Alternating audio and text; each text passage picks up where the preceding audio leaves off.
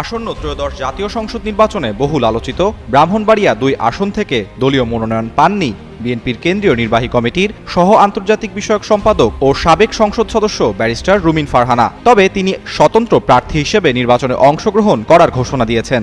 এমনকি মনোনয়ন কেনার আগেই পদত্যাগ করবেন বলে তিনি জানান। মঙ্গলবার বিকালে মোবাইল ফোনে বিষয়টি নিশ্চিত করেছেন তিনি। রুমিন ফারহানা বলেন, ব্রাহ্মণবাড়িয়া ২ আসন থেকেই আমি নির্বাচন করব।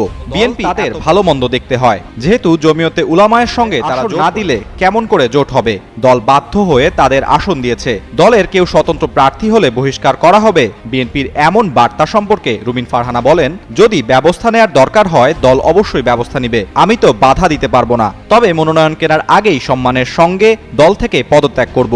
এর আগে মঙ্গলবার দুপুরে গুলশানে দলীয় চেয়ারপারসনের রাজনৈতিক কার্যালয়ে আয়োজিত সংবাদ সম্মেলনে বিএনপির মহাসচিব মির্জা ফখরুল ইসলাম আলমগীর ব্রাহ্মণবাড়িয়া ২ আসনে প্রার্থী হিসেবে ইসলামের সহসভাপতি মাওলানা জুনায়েদ আল হাবিবকে জোট প্রার্থী হিসেবে সময় তিনি বলেন, দলের সিদ্ধান্তের বাইরে গিয়ে যারা স্বতন্ত্রভাবে নির্বাচন করবে তাদের বিরুদ্ধে নেওয়া হবে। ব্রাহ্মণবাড়িয়া ২ আসনে ব্যাপক আলোচনায় ছিলেন ব্যারিস্টার রুমিন ফারহানার মনোনয়ন। গত ৩ নভেম্বর ২৩৭ আসনে বিএনপি প্রাথমিক প্রার্থী তালিকা ঘোষণা করে। সেই তালিকায় ব্রাহ্মণবাড়িয়া ২ আসনে কারো নাম ঘোষণা করেনি বিএনপি।